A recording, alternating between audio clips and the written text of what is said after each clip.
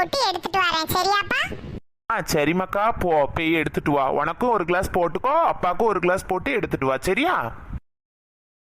என் பிள்ளைக்கு என்ன பொறுப்பு வந்திருக்கு. அப்பா வந்த உடனே எப்படி போய் ஜூஸ் போட்டுட்டு வர போகுது. இந்த பிள்ளை இவா எப்போ பார்த்தாலும் திட்டிக்கிட்டே இருப்பா, அந்த பிள்ளைக்கு ஒன்றும் செய்ய தெரியாதுன்னு.